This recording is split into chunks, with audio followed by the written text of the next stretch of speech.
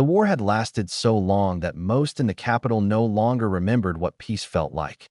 Children grew up tracing the distant thunder of border clashes as if it were seasonal weather. Trade caravans traveled only under heavy guard. Songs once sung in taverns had been replaced with recruitment drums. And in the great throne hall of Vale Dorn, beneath banners stitched with victories paid in blood, King Aldemar made a decision that would either end the war or shatter his kingdom. The council chamber was thick with tension when the announcement came. Generals lined one side of the hall in polished armor, faces scarred and hardened by campaigns against the Ironclaw clan. Nobles filled the opposite side, draped in velvet and suspicion. At the center, beneath a high-arched ceiling etched with ancient oaths, Prince Kalen stood beside his father's throne, unaware that his life was about to change without consent. "Decades of steel have bought us nothing but graves," King Aldemar declared, his voice steady but carrying a weight no crown could conceal. "Every campaign drains us further. Every retaliation breeds another." A murmur of agreement, uneasy, restrained, rippled through the court. Kalen kept his posture rigid. He had led 3 border offensives himself. He knew the cost of war intimately. He had seen villages burned by both sides. He had watched soldiers return missing limbs and certainty alike. But he also believed strength maintained borders. Mercy, he had been taught, invited invasion. The king's next words struck like lightning across stone. "To secure lasting peace," Aldemar said, "I have negotiated a binding union between our crown and the Ironclaw clan." Silence fell with physical force. "You will marry General Vera of the Ironclaw." Kalen did not react at first. The words failed to root in reality. Marry, an orc. Not merely an orc, but the Ironclaw war commander who had personally led ambushes against his cavalry. He remembered her across a rain-swept battlefield, tall, armored in dark iron, eyes burning with ruthless precision. She had nearly broken his eastern flank 2 winters ago. "This is not strategy," Kalen said quietly, finally finding his voice. "It is surrender. It is survival," Aldemar corrected. Gasps and whispers erupted through the chamber. "The Ironclaw will recognize our borders," the king continued. "Joint patrols, trade restoration, formal recognition of sovereignty. And at the price of humiliation," Kalen replied. The king's gaze hardened. "At the price of pride." Across the hall, Lord Marrow, one of the most vocal advocates for continued war, stepped forward sharply. "Your Majesty, the people will see weakness. The clans will see opportunity."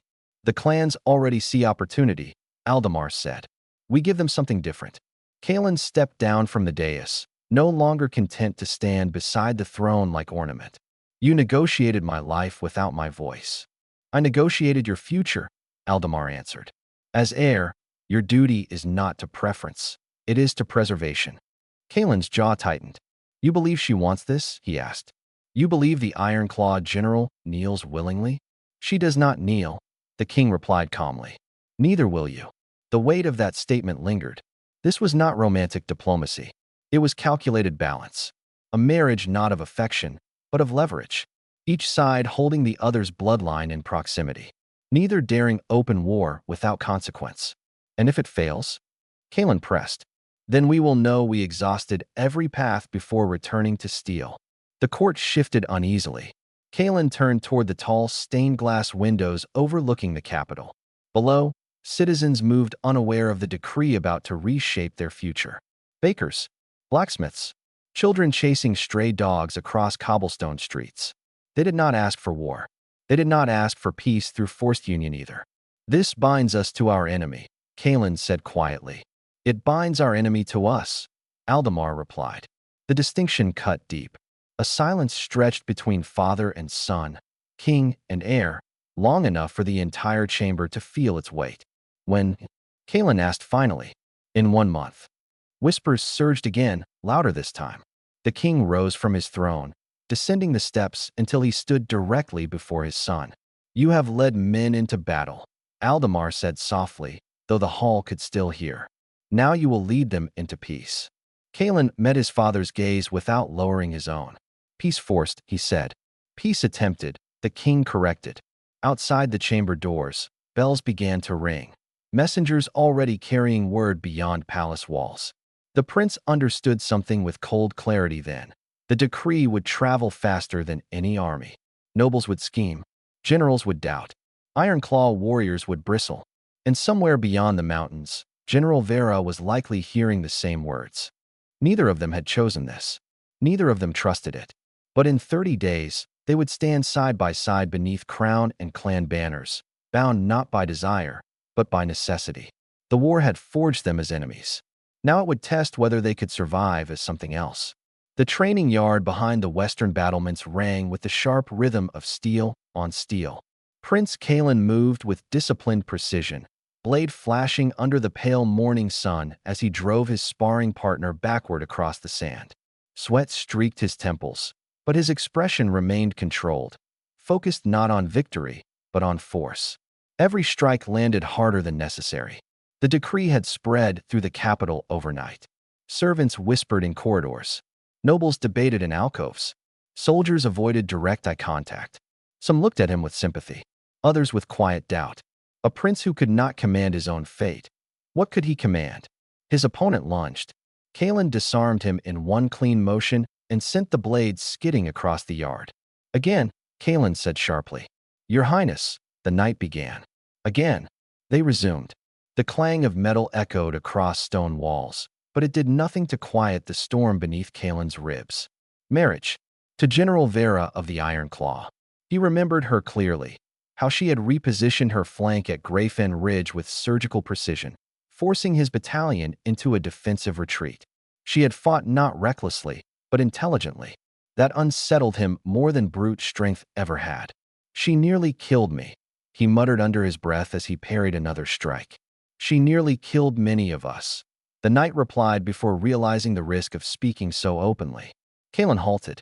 "That's the problem," he said quietly. "Now I am to call her wife." Later that day, the War Council convened in a chamber lined with maps marked by decades of shifting borders. Red ink bled across parchment where Ironclaw incursions had clashed with human strongholds.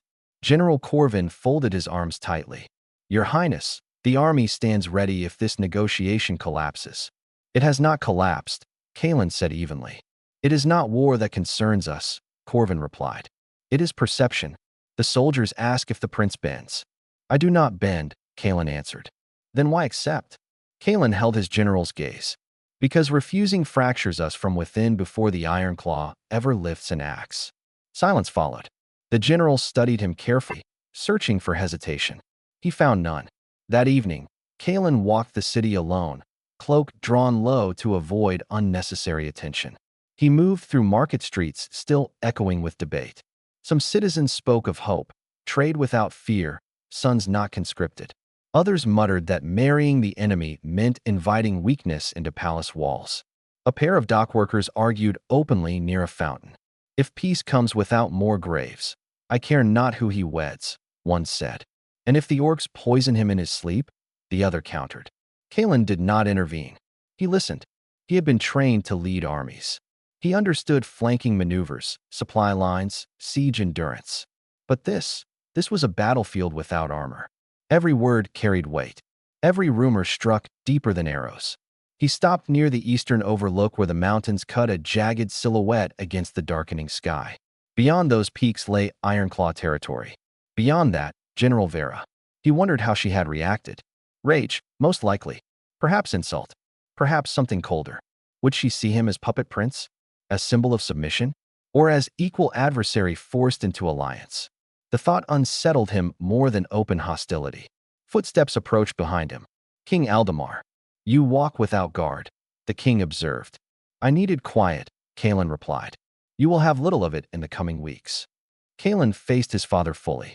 "You believe this will work?" he said. "I believe war cannot continue," Aldemar answered. "Whether this works depends on more than treaty." "On what?" "On you." The simplicity of the answer struck harder than expected. "You ask me to trust someone who has led charges against our men," Kalen said. "I ask you to see beyond the charge," the king replied. Kalen exhaled slowly. "I do not want this," he admitted. "I know. And she does not want it either." "Likely not." A faint, grim understanding passed between them. "That may be your greatest advantage," Aldemar added. Kalen looked back toward the mountains once more. "I will not kneel," he said quietly. You are not meant to, and I will not control her. The king's gaze sharpened slightly. Good. The wind carried faint traces of distant rain across the city. Kalen understood now that his resistance would not come from refusing the marriage. It would come from how he entered it. He would not be diminished. He would not pretend affection where none existed. But he would not sabotage peace for pride either. Somewhere beyond the peaks, General Vera likely stood under similar scrutiny, warriors questioning her loyalty, elders weighing her strength. They had fought as enemies. Soon they would stand as unwilling partners. And if this fragile attempt at peace was to survive, it would require more than obedience. It would require resolve neither of them had yet tested. The Ironclaw fortress did not whisper news, it roared it.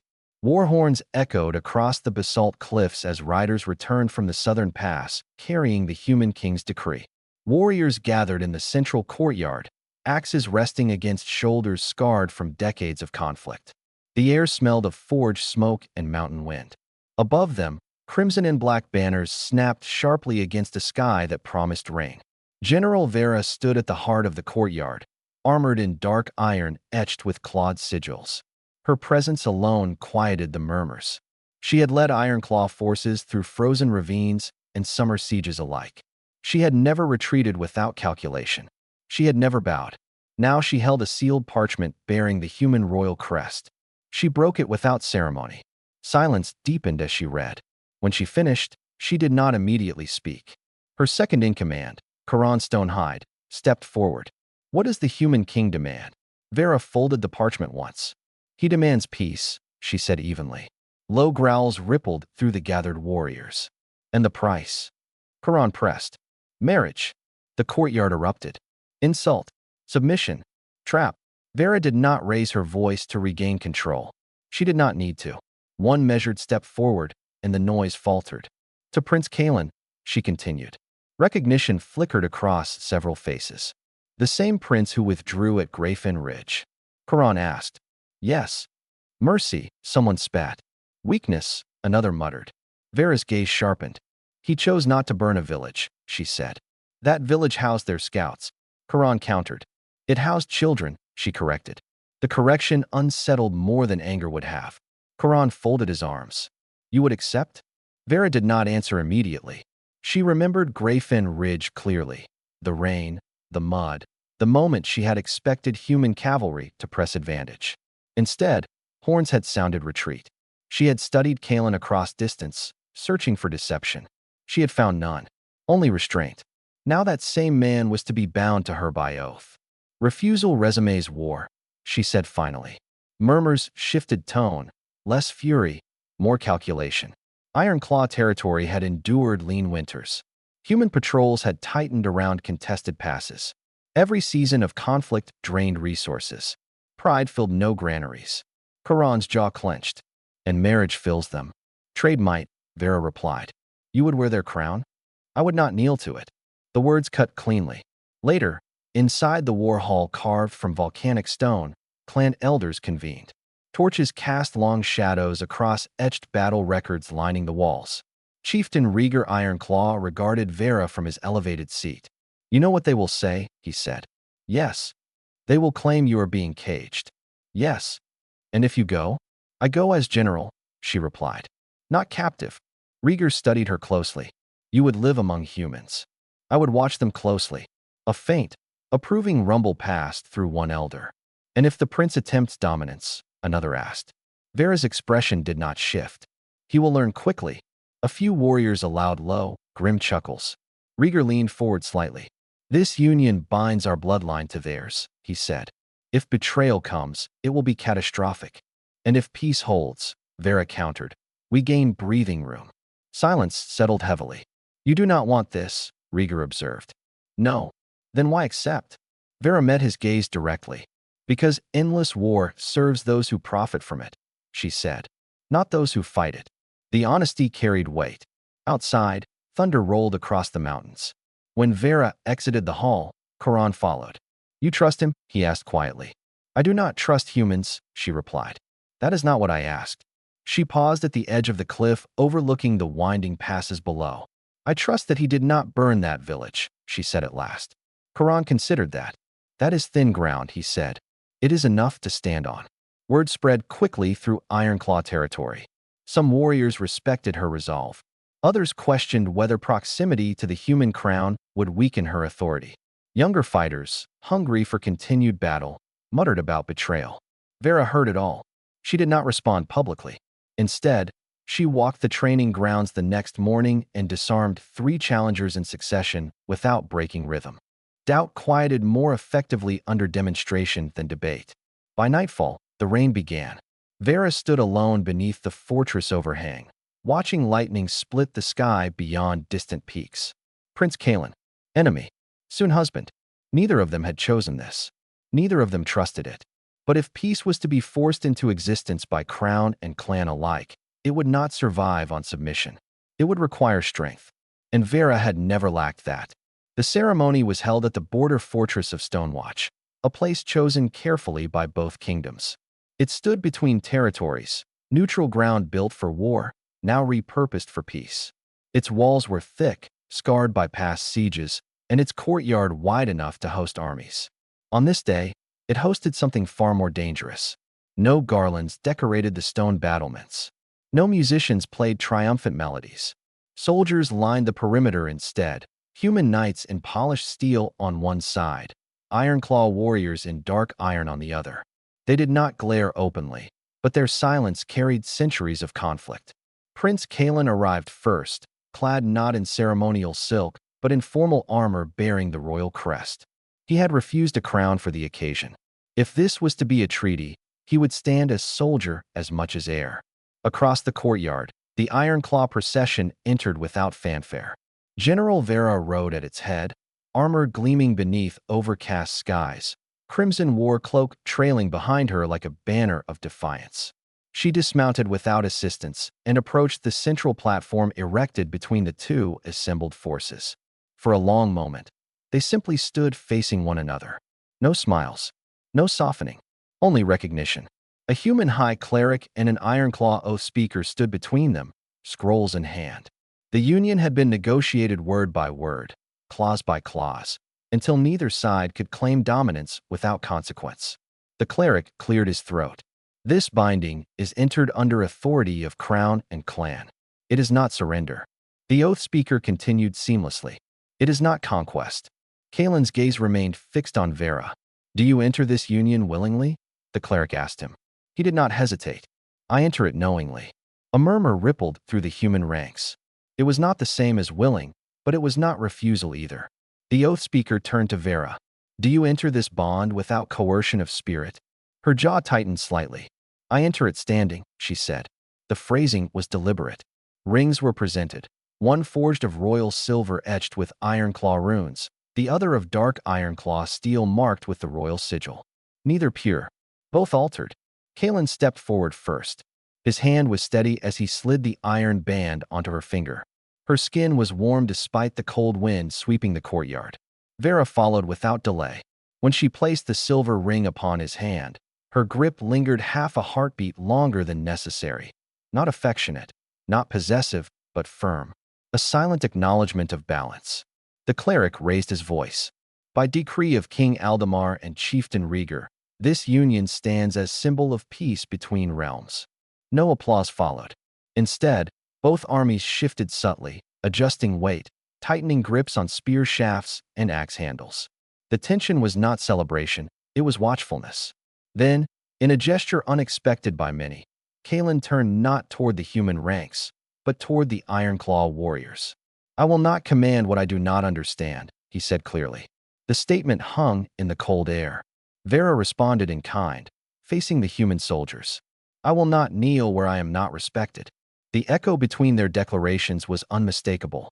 After the final seals were stamped and witnessed, no feast was held. No dancing. The marriage contract was signed, secured in twin copies carried back to both kingdoms. As the gathered forces began dispersing, Kalen and Vera remained momentarily alone on the platform. This changes nothing, she said quietly. It changes everything, he replied. A flicker of something unreadable passed between them. You expect resistance, she observed. I expect resistance on both sides. And from me. He met her gaze evenly. I expect honesty. She considered that. You will receive it.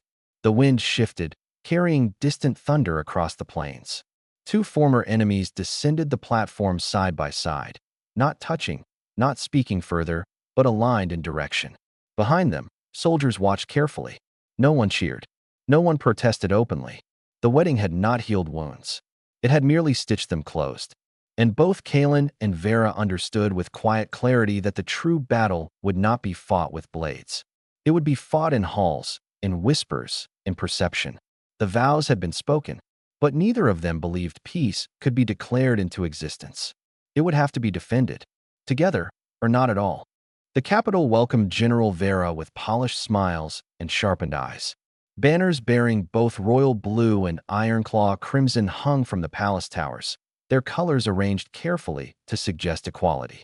Courtiers gathered in layered silk and restrained curiosity as Kalen escorted his new wife through the grand gates.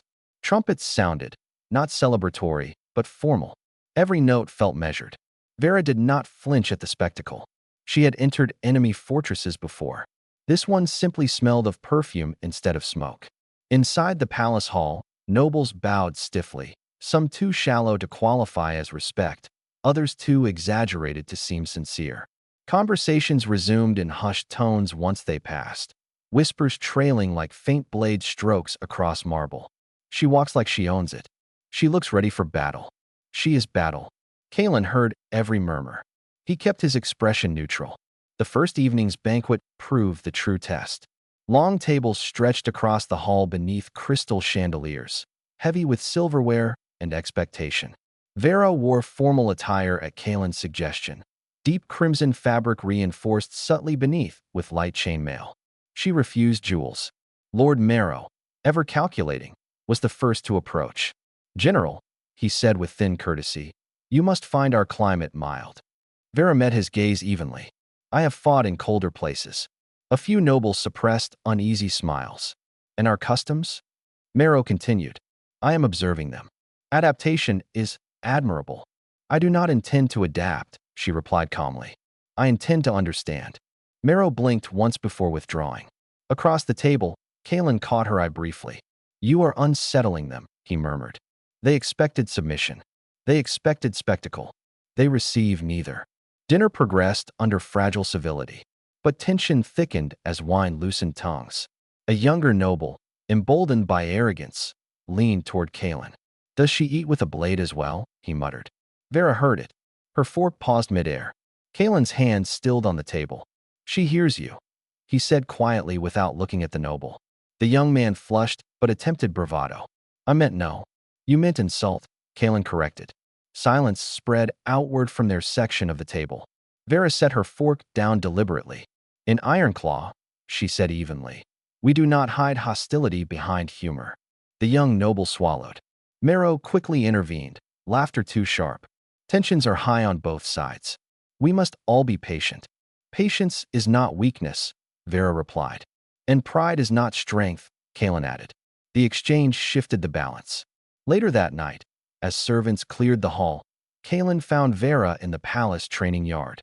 She had shed her formal garments for practice armor and was testing the weight of a human-forged blade. "You seek comfort?" he asked. "I seek clarity," she replied, executing a controlled strike against a wooden post. The blade bit deep. "They will try to isolate you," Kalen said, "to portray you as temperamental. I am not temperamental. You are direct. In my lands, that is respect. In mine, it is threat." She lowered the blade. "Then your lands must learn the difference." He stepped closer. "They will also try to use me against you." She studied him carefully. "And will you allow it?" "No." The answer came without hesitation. For a moment, silence settled between them. Not tense, not brittle, but aware. Footsteps echoed at the edge of the yard. A palace attendant approached cautiously. "Your Highness," he said, bowing. "There are rumors circulating that the Ironclaw general plans to establish private guard rotations within the palace." Vera's eyes narrowed slightly. "I have made no such request," she said. "Yet the rumor spreads," the attendant replied. Kalen dismissed him with a nod. "They are testing reaction," he said once they were alone again. "They fear what they cannot predict," she replied. He met her gaze steadily. "Then let us remain unpredictable." The following days brought subtle challenges: misplaced correspondence, delayed audiences, servants reassigned without explanation. Minor inconveniences meant to irritate. Vera endured them without outward complaint. Kalen began noticing patterns. "Someone wishes this union to fracture quietly," he said during a late-night council. Vera nodded once. "In my clan," she said, "we face enemies openly." "In mine," he replied, "we smile at them." A faint shift passed across her expression, something almost amused. The palace was not battlefield, but it was no less dangerous. Every glance measured, every alliance calculated. But beneath the maneuvering, something steadier formed. They began walking council halls together, not as wary strangers, but as visible partnership. And that, more than any insult deflected, unsettled their enemies most. Because in a palace of daggers, unity was far more threatening than hostility. The assassination attempt came not in darkness, but in daylight. Sunlight poured through the high windows of the royal gallery, illuminating polished marble floors and towering statues of past kings frozen in triumphant poses. Courtiers gathered for a formal address regarding expanded trade routes with the southern territories. It was meant to signal stability. Instead, it revealed how fragile that stability truly was.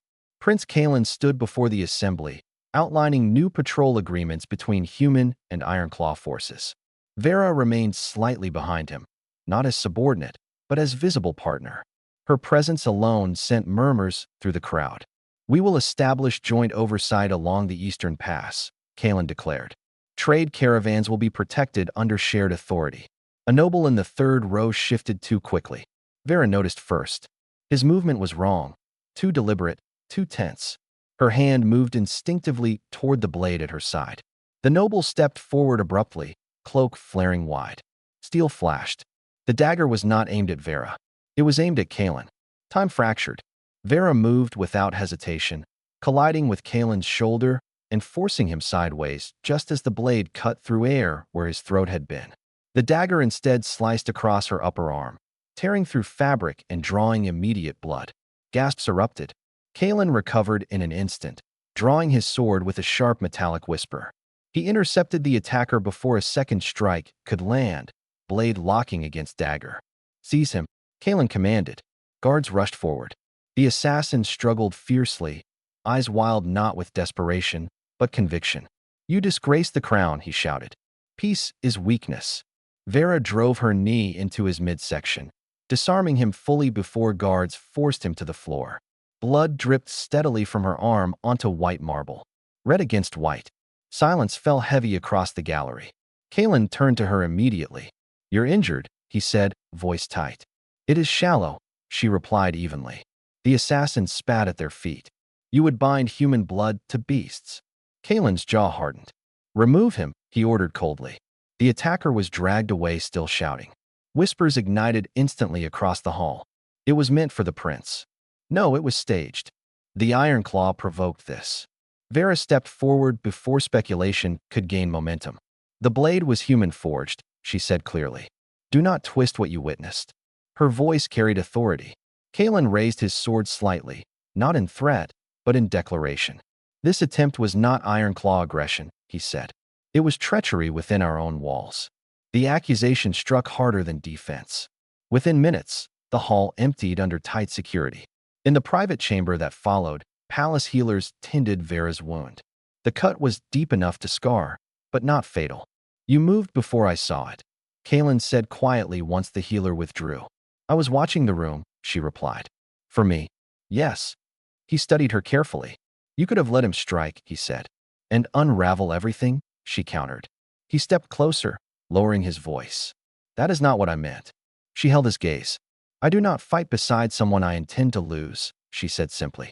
The words settled between them with unexpected weight. Later that evening, interrogation revealed the assassin's affiliations, ties to a radical faction within the noble houses who believed continued war ensured their political influence. The peace treaty threatened their power.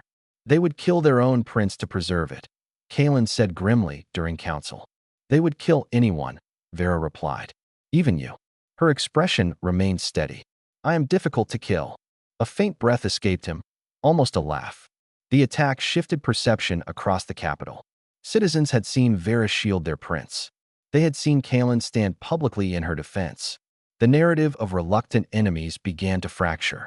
The following day, Kaelin addressed the public square. "My wife bled protecting this crown," he declared. "Those who claim she weakens us will answer for their lies." Vera stood beside him, bandage visible but posture unyielding. The crowd reacted differently this time. Not with suspicion, with cautious respect. That night, in the quiet of their chamber, Vera flexed her injured arm carefully. "You were the target," she said. "I know. And yet the blade struck me. I will not forget that." She regarded him steadily. "Nor will I." The forced marriage had been born from decree. Trust had begun from necessity. But now something deeper had shifted. Blood had been spilled, not in opposition, in protection. And in the palace of marble and daggers, that kind of loyalty could not be easily undone. The message from Ironclaw arrived under a sky the color of iron. A rider bearing the clan's crimson sigil demanded immediate audience, refusing food, rest, or courtesy until General Vera stood before him. The palace courtyard tensed visibly at the sight of a full-armored orc warrior within its gates, axe strapped across his back, and eyes scanning marble walls as if measuring siege angles. Vera met him without ceremony. "What has happened?" she asked. "The elders demand your return," the rider replied bluntly. "Rumors spread that you were wounded because you stood unguarded among humans. Some say you are being dishonored." Her jaw tightened almost imperceptibly. "And who spreads this?" she asked. "Red Brand survivors. Former Ironclaw captains who opposed the treaty. Of course, extremists rarely accepted defeat quietly. They claim you were nearly killed because you lowered your guard," the rider continued. "They say the prince values peace more than your life." Kaelin, who had approached quietly, heard every word. Vera did not look at him. "The blade was meant for him," she said evenly. "That is not how the story reaches the mountains," the rider replied. Rumor traveled faster than truth. Within hours, reports confirmed Ironclaw warbands gathering near the southern border, not in invasion formation, but in protest. Clan banners were raised not against humans, but against perceived weakness within their own ranks. "They challenge your authority," Kaelin said once they were alone. "They challenge perception," Vera corrected. "If you return, it may look like retreat. If I do not, it looks like avoidance." He exhaled slowly. "I will go with you," he said. Her eyes shifted to him sharply. "This is clan matter," she said. "It has become ours." The next morning, they rode south under a minimal escort. Human and Ironclaw guards deliberately mixed. The journey was tense but uneventful, though whispers followed them from border villages unsure whether to hope or fear. Ironclaw territory greeted them not with hostility, but with scrutiny. Warriors lined the basalt pathway leading to the clan fortress. Some saluted Vera with clenched fists to chest. Others remained rigid, unreadable. Chieftain Rieger stood atop the fortress steps, flanked by elders and captains. "You were wounded," he said without greeting. "Yes," Vera replied. "Within human walls." "Yes." "And you remain here." "Yes." The repetition carried weight. Murmurs rippled through the gathered warriors. One captain stepped forward, broad-shouldered, scarred, eyes burning with barely contained challenge. "They say the prince failed to shield you," he said loudly. "They say Ironclaw blood was spilled because you trusted enemy steel." Vera did not hesitate. "I moved to shield him," she said. Shock flickered across faces. "You defended him?" the captain pressed. "Yes." "Why?" "Because the blade sought to fracture peace," she answered coldly. "And I do not allow cowards to dictate Ironclaw destiny." The courtyard fell silent. The captain's gaze shifted to Kaelin. "And you?" he demanded. "What did you do?" Kaelin stepped forward without drawing blade.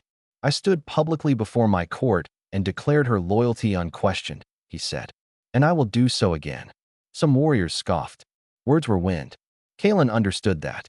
He unsheathed his sword slowly and drove it point first into the stone before him. "If you believe her weakened," he said clearly, "test me." The challenge hung in the air. Vera's eyes narrowed slightly, not in anger, but in warning. The captain stepped forward, axe lowering into ready position. Rieger did not intervene. Steel rang across the courtyard as the duel began. Kaelin fought not for dominance, but for respect. He met the captain's strength with precision, deflecting heavy strikes rather than countering recklessly. Vera watched closely, not as wife, not as general, but as judge. After several exchanges, Kalen shifted his footing deliberately, disarming the captain with a clean, controlled maneuver. He did not press advantage. He stepped back instead. Silence. The captain rose slowly, retrieving his axe. He fights clean, the captain muttered grudgingly. Vera stepped forward then, voice carrying across stone. I was not dishonored, she declared. I was defended, and I defended in return. Ironclaw does not fear strength beside it. Rieger raised his hand. The treaty stands, he announced, and Vera remains general of Ironclaw. Approval rippled, cautious but real. That night, as torches burned along fortress walls, Kalen and Vera stood overlooking the valley below. You did not need to challenge him, she said. Yes, I did, he replied. You risked injury. I risked doubt more. She studied him carefully. You are learning our ways. I am learning yours. The wind carried distant sounds of clan drums. Not war rhythm, but steady pulse of unity. The fury had not vanished entirely, but it had been confronted. Together. And in doing so, something shifted again, not forced by decree, not demanded by crown. Chosen under fire. The sabotage began on the same night in two different cities. In the human capital, a warehouse along the riverfront erupted into flames just after midnight, its stores of Ironclaw grain and steel collapsing into sparks that lit the sky like a signal flare. At nearly the same hour, deep within Ironclaw territory, a caravan bearing human-crafted tools was ambushed and burned along the southern pass. Survivors from both incidents carried the same story: masked attackers, no banners, deliberate brutality. It was not coincidence. It was coordination. Kalen stood in the war chamber as reports arrived in rapid succession, ink barely dry before the next messenger burst through the doors. They left Ironclaw symbols at the river fire, a captain reported grimly. And human insignia near the caravan wreckage, another added. Vera's expression darkened. They want retaliation, she said. They want immediate retaliation, Kalen corrected. Across the table, several nobles leaned forward eagerly. We warned this union would fail, Lord Marrow said smoothly. Ironclaw aggression was inevitable. Vera's gaze sharpened like drawn steel. My clan does not burn trade routes it negotiated, she said coldly. Marrow raised a brow. So you claim. Kalen stepped forward before the exchange could escalate. No mobilization without verified evidence, he ordered. That will be seen as hesitation, one general warned. It will be seen as restraint, Kalen replied firmly. Restraint, the same word that had defined him on the battlefield. Now it defined survival. By dawn, both cities buzzed with rumor and fury. Crowds gathered, demanding protection. Some demanded vengeance. The old rhythm of war beat beneath the surface, ready to surge. Vera insisted on riding south immediately. I must stand before Ironclaw, she said. If they believe this was human treachery, warbands will move before sunset. And if I do not stand before my council, Kalen added, they will do the same. They did not separate. Instead, they chose a different path. They rode together to the border stronghold of Stonewatch, the same place where their unwanted marriage had begun. Messages were sent to Ironclaw elders and human counselors alike, demanding neutral assembly. By midday, representatives from both sides stood once more within Stonewatch's scarred courtyard. Accusations erupted instantly. You burned our grain. You slaughtered our traders. Vera raised her voice first, not in anger, but command. Enough. The word cracked like thunder. Kalen stepped beside her. Both attacks occurred within the same hour, he said. Both bore false insignia. This is orchestration. A human captain stepped forward angrily. Or deception. Vera met his gaze. If Ironclaw intended war, you would not question it. Silence fell briefly. Evidence was presented: weapon fragments, boot patterns, intercepted messages from suspicious merchant routes. Slowly, patterns emerged. The attackers were neither Ironclaw nor Royal Guard, but mercenaries funded through shell houses tied to extremist factions on both sides. Red Brand remnants. Human hardliners. Working together. The revelation unsettled both delegations. They would burn their own cities? One elder asked incredulously. They already have, Kalen replied. Outside the fortress walls, tension simmered dangerously close to ignition. Word of the fires had traveled faster than the truth. If this assembly failed, war would return by nightfall. Vera stepped forward into the center of the courtyard. "Send riders," she commanded to her captains. "Stand down all mobilized warbands." A murmur of uncertainty rippled. "They burned our trade," one warrior protested. "And if you answer blindly, you serve their purpose," she shot back. Kalen turned to his generals. "Deploy patrols to protect mixed settlements only. No border escalation. You risk appearing weak," General Corvin warned. "I risk being manipulated," Kalen corrected. A tense pause lingered. Then, slowly, orders were relayed. Riders scattered. Signals were sent. The immediate surge toward retaliation began to slow. As dusk fell, smoke still marked both horizons, but armies did not move. Stonewatch held. Later, atop the battlements, Kalen leaned against cold stone, watching the fading light. "They nearly succeeded," he said quietly. "Yes," Vera replied. "They knew our pressure points." "They underestimated something," she said. "What?" She looked at him, not as reluctant husband, not as political burden, but as chosen ally. "That we would not turn on each other first." He exhaled slowly. "This will not be the last attempt." "No," she agreed. Below them, Iron Claw warriors and human soldiers shared the same courtyard once more, not in combat, but uneasy cooperation. The fires in two kingdoms had been meant to divide. Instead, they had exposed the true enemy. And for the first time since the king's decree, Kalen realized something undeniable. Peace was no longer a command forced upon them. It was a battle they were fighting willingly. Together, the aftermath of the sabotage left both kingdoms quieter than before, like survivors of a storm still listening for thunder. The extremists had been exposed, their network fractured, but not entirely destroyed. Arrests were made, trials scheduled, yet distrust lingered like smoke that refused to clear completely. Stonewatch had become more than a border fortress. It had become symbol, and symbols were powerful, but fragile. 3 days after the joint assembly, King Aldemar summoned Kalen back to the capital. The summons carried urgency, but no visible alarm. Vera rode with him. Inside the throne hall, the mood felt different from the day of the original decree. Less outrage, more calculation. "You have prevented open war twice," Aldemar said plainly. "Your restraint has held." Kalen inclined his head slightly. "And yet," the king continued, "pressure mounts from the High Council. They believe continued unity with Iron Claw weakens our leverage. They believe fear maintains control," Kalen replied. "They believe clarity maintains order," Aldemar corrected calmly. "Which is why I offer you a path." The words settled heavily. "Annul the marriage," the king said. "Publicly frame it as fulfilled treaty obligation. The sabotage proved cooperation is possible. The symbolic bond is no longer required." Silence deepened. "You would separate us now?" Kalen asked. "I would restore your autonomy," Aldemar answered. "You may reclaim full military command without political entanglement." Across the chamber, nobles watched closely. Freedom, command, independence from controversy. Kalen understood the weight of the offer. Meanwhile, in Ironclaw territory, a similar proposal was unfolding.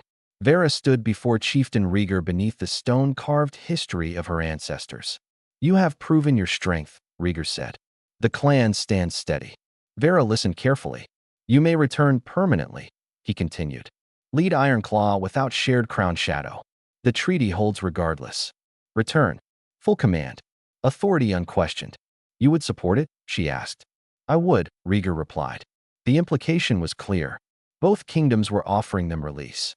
That evening, Kalen and Vera met alone atop Stonewatch's highest tower, wind whipping around them as dusk painted the sky in iron and fire. "You were offered command," she said. "Yes." "And freedom." "Yes." "And you?" She exhaled slowly. "The same." Silence stretched between them, not heavy, but reflective. "When my father decreed this marriage," Kalen said, "I believed it humiliation." "And I believed it cage," Vera replied. "We were not wrong." "No." He studied the horizon carefully. "If we dissolve this now," he said, "peace may still hold." "Yes." "But something shifts if we remain." "Yes."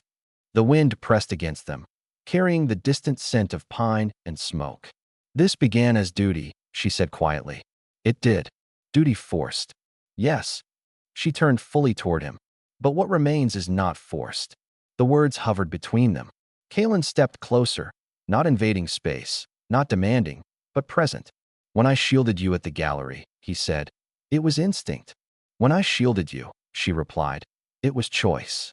Their eyes locked, not with battlefield challenge, but something far steadier. If I return to Ironclaw, she said, I lead alone. If I reclaim command, he answered, I lead alone. And if we stay, we lead differently. She searched his expression for hesitation. Found none. Peace does not need symbol, she said. It needs example, he corrected. A faint shift touched her features, almost a smile. This would no longer be treaty, she said. No, it would be us. The distinction mattered. Far below, guards from both realms rotated shifts in practiced rhythm. No hostility, no posturing, just quiet vigilance. They had stood against sabotage. They had faced clan fury. They had defended each other publicly and privately. Now they faced something quieter, but no less decisive. Choice, not decree, not obligation. Choice. Kalen extended his hand, not as prince demanding allegiance, but as equal offering partnership. Stay, he said simply. Vera looked at his hand for a long moment. Then she took it. I do not stay for crown, she said. I do not stay for treaty. I stay because this is stronger. He nodded once. So do I. When they returned to their respective councils days later, their answers were clear. The marriage would stand, not as necessity, as decision. Shock rippled through both kingdoms. But beneath the surprise came something unexpected. Respect.